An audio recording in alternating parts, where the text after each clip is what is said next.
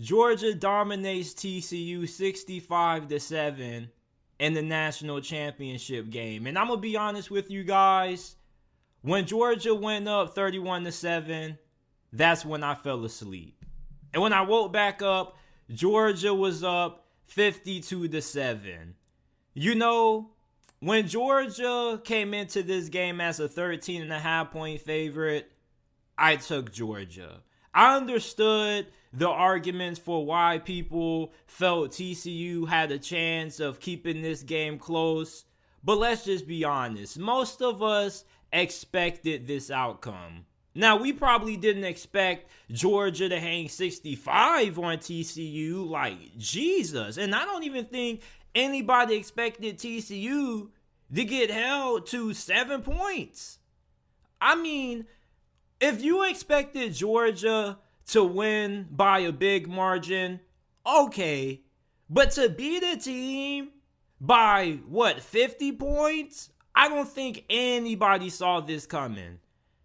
And, you know, for the people out there who think that TCU didn't deserve to be in the playoffs because of the result of the national championship, you got to stop. You cannot base who deserves to be in the college football playoffs based off the results. Okay, the best teams don't always make it to the Super Bowl. The best teams don't always win the Super Bowl. Not every national championship game is going to be competitive. You have the best teams in college football and still have blowouts in the national championship game. There have been Super Bowls that we thought were going to be classics that ended up being blowouts. You remember that Super Bowl that had the stout Seattle Seahawks defense versus Peyton Manning and that Broncos offense? We thought that was going to be one of the greatest Super Bowls of all time because you have arguably one of the best offenses in the history of the NFL that year, led by Peyton Manning, Julius Thomas, Demaryius Thomas, Emmanuel Sanders. I mean, that Broncos team was loaded versus that Seahawks defense with Richard Sherman, Cam Chancellor, Earl Thomas, and Seattle smoked Denver. Nobody saw that coming. So, I mean, you cannot base who should be in the college football playoffs based off the results. Okay? Georgia was the second most talented team coming into this college football season, according to 247 Sports Team Talent Composite Rankings. And as much as people like to yell and scream that recruiting rankings and stars don't matter, newsflash, people, they do. I told you guys when I did my preview and prediction for this game and I picked Georgia, I said that Georgia was going to win this game and I felt they were going to win by a pretty comfortable margin. TCU was walking into something that they weren't prepared for. You can prepare all you want to for Georgia, but you cannot replicate the kind of athletes that you're going to be lining up against when you play Georgia in these championship games, or when you line up and play Georgia on Saturday. Do you not see the kind of demons that Kirby Smart is recruiting on the defensive line for Georgia? Michigan was nothing close to anything that TCU saw this game against Georgia's defense, or just Georgia's offensive line and defensive line in general. It was like boss battles. I was saying this last week. TCU, the best defensive line that they played prior to the college football playoffs was Kansas State. And the games were close, right?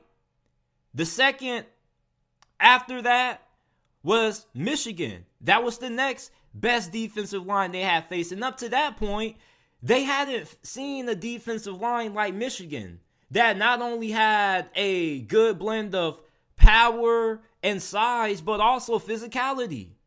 And TCU was able to meet expectations or kind of exceed expectations because Michigan, they got out of their game. TCU got up early and Michigan, they had to throw the football to get back into it, and they forced Michigan to abandon their identity, which was running the football, and they made Michigan turn into a passing team.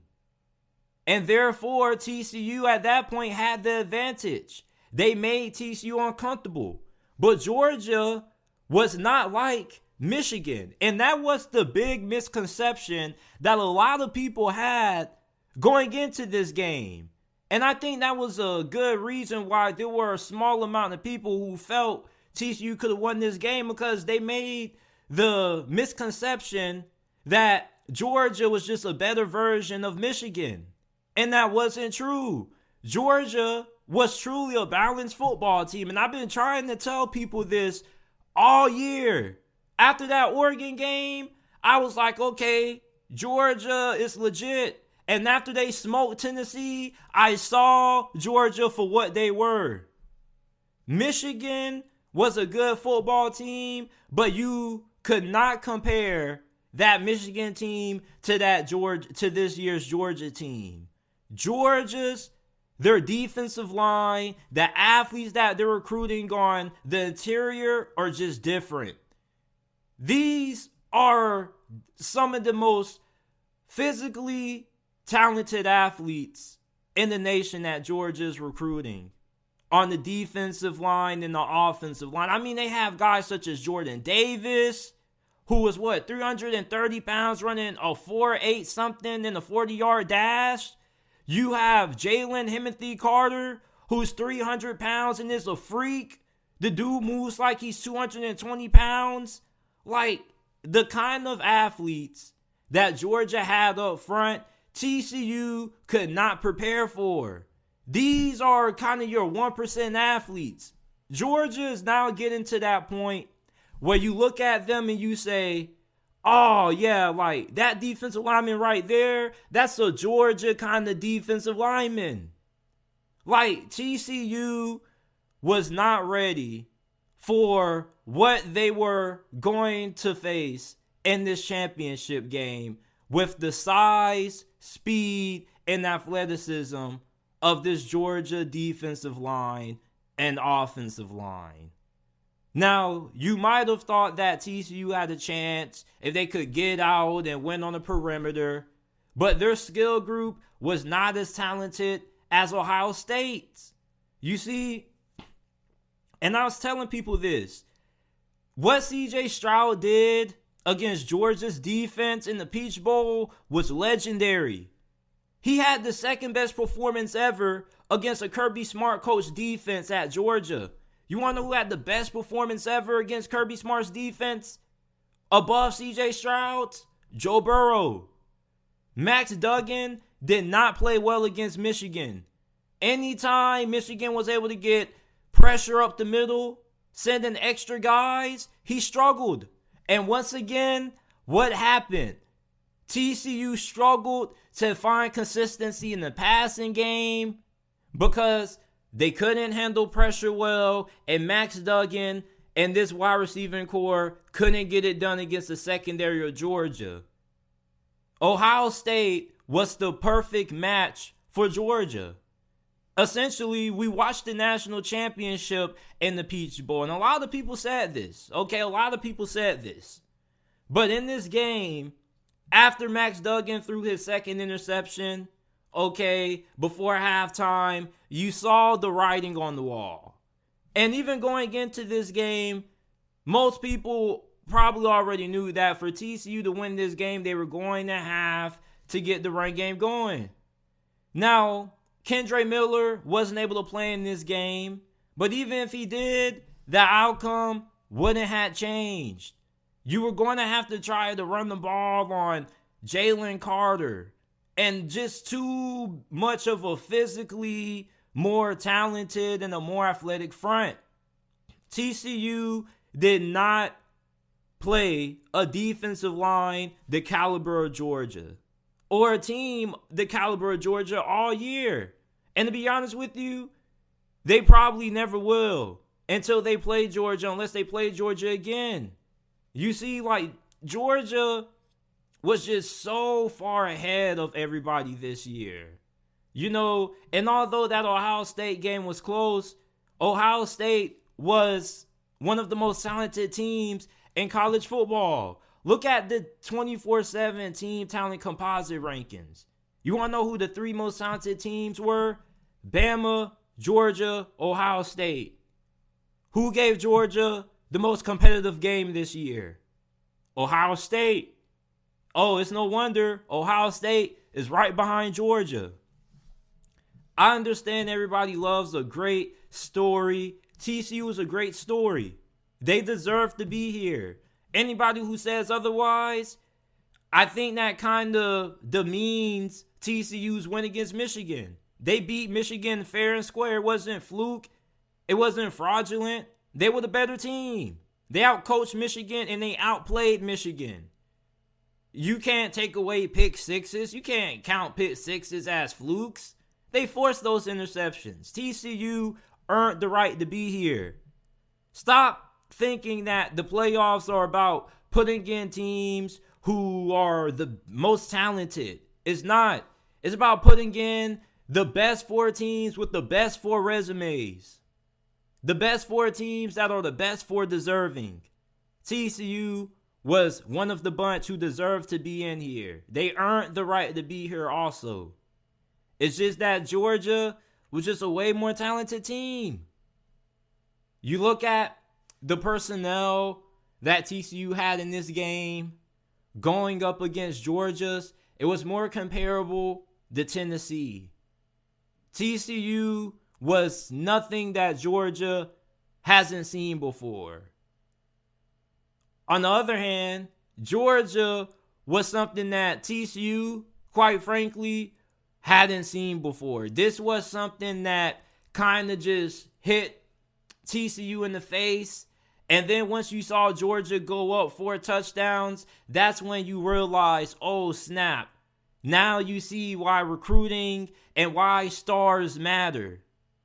And the only touchdown that TCU scored came off when Georgia had that blown coverage. And when that happened, I was like, yeah, TCU isn't probably going to be in position to score again. And after that, they didn't really have much success after. And there's not really much you can say about this game other than the fact that Georgia was the more talented team. Okay, I mean, there's not really a stat that you can look at and just say, oh yeah, maybe if TCU would have done this well, the game would have been different. No. Georgia was just the outright better team. The more talented team in college football wins more times than not. Michigan was the 13th most talented team in college football according to 247 Sports Team Talent Composite Rankings. TCU was 32. Georgia was second. The talent gap was too large for this game to be close. Okay, TCU's receivers, they were stuck. Georgia's secondary came up to play. Not just that, but they couldn't run the football. And like we talked about in our preview and prediction for this matchup, TCU, when they were moving the ball efficiently against Michigan, they were doing it when they were able to have success running the football on the ground with Kendre Miller, DeMarcado, and Max Duggan. Max Duggan, last week against Michigan, or in the last game against Michigan, he was at his best when he was using his legs. If this game got down to TCU having to get into a air it out attack, it wasn't going to favor them. They were going to play right into the hands of Georgia. And that's what makes Georgia so tough to beat. You see the size of that defensive line, and you see how fast and how physical they are. I mean, it's incredibly hard to have success running the football on Georgia. TCU 7, Georgia 65. The Georgia Bulldogs are your national champions.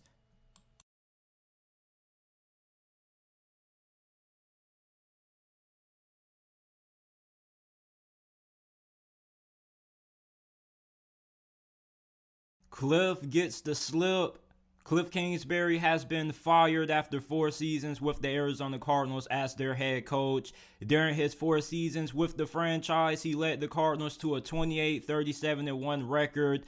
This was a really interesting experiment. And the reason why I call this an experiment is because we haven't seen something like this go down. Remember, when the Arizona Cardinals first hired Kliff Kingsbury years back, this guy was a college head coach who had a losing record.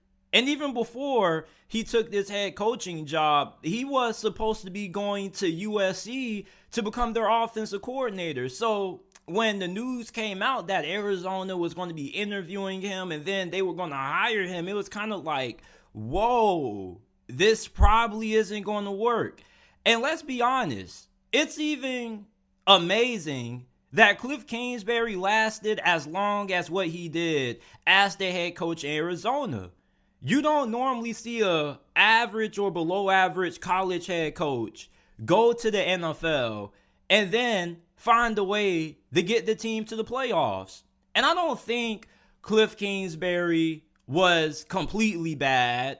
You know, his first 3 seasons were promising. Year 1, 5-10-1. Year 2, 8-8. And that's what you want to see out of a head coach. You want to see improvement. You want to see growth. And the Arizona Cardinals did get better the first 3 years under Kliff Kingsbury, statistically and record-wise. Year 3, 2021, they went to the playoffs, 11-6 record, and they got clobbered in the opening round by the eventual Super Bowl champions, the LA Rams.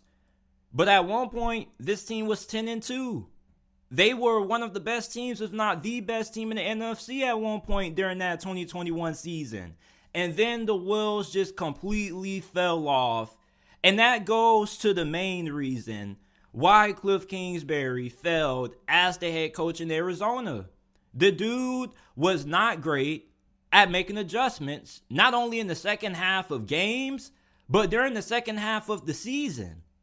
And if Kliff Kingsbury can get better at making those late season adjustments or making those late game adjustments, this dude could probably be a solid coach. The dude isn't completely awful, you know. I mean, it's not like this was just a completely awful hiring. Arizona did make it to the postseason. He did get an extension. So, in terms of, you know, some of the worst coaching hires, I don't think this kind of makes the list. You know, I just think this was a hire that wasn't great to begin with, but it kind of was a little bit amazing that Kliff Kingsbury was able to have a little bit of success in Arizona, although it was pretty brief. So who's going to replace Kliff Kingsbury? He's out. General manager Steve Keim, he's out as well. He pretty much has stepped down. So you're going to be bringing in a new head coach, a new GM. Word on the street is that DeMeco Ryans is one of the leading candidates for this job. Obviously, we already know that they're going to be in on the Sean Payton sweepstakes. Already done several segments talking about the potential of Sean Payton becoming the head coach of Arizona. Make sure that you guys go ahead and check those out. But Kliff Kingsbury is out as the head coach of the Arizona Cardinals after 4 seasons with the franchise. Let me know what you guys think about this firing down in the comment section down below. Lovie Smith has been fired after 1 season as the head coach of the Houston Texans, leading them to a 3-13-1 record. I really can't believe that there are some people out there who are defending Lovie Smith, saying that he deserved a second year. If you watched any Texans game this season, you would agree that Lovie Smith, he had to go. And listen, Lovie Smith is a great person. He's a fantastic leader. But I think the game has passed them by. And I honestly don't know why the Houston Texans even decided to hire Lovie Smith. They might as well have just kept David Culley. People say, well, JT, Lovie Smith didn't have great personnel. Okay, neither did David Culley. And the Texans look like a better team under him with a worse roster than they did this season with Lovie Smith with a better roster than what they had in 2021. Not to mention, look at Brian Dable.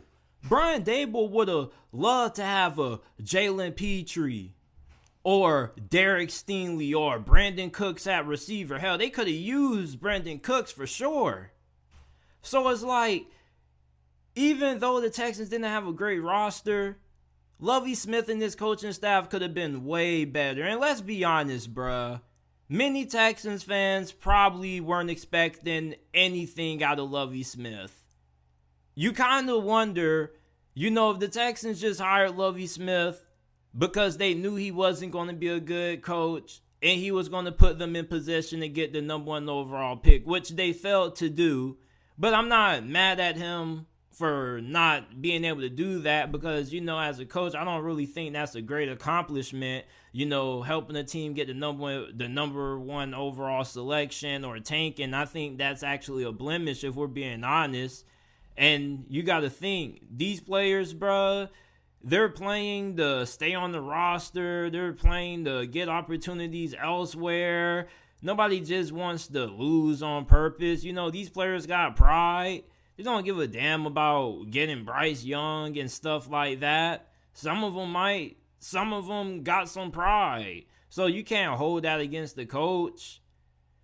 You look at the Houston Texans, the decision to hire Lovie Smith was just one of those WTF moments. You might as well have just kept David Culley. I don't know what Lovie Smith said during the job interview that landed him this coaching gig with the Houston Texans. But, if they looked at his resume outside of his stint with the Chicago Bears, he hasn't won anything at his other 10 years. He didn't win at Tampa Bay. He didn't win when he was coaching college ball at Illinois. I know somebody who actually was playing under Lovie Smith. He said he was a great leader, great person and stuff. You get what I'm saying? But as a coach, he didn't really put a lot of emphasis on development. So it's like Lovie Smith is a solid coach to have on your staff. Maybe if you still want to have him as a D coordinator, maybe, or like an assistant. But as far as head coach material, bruh, they had to get him out.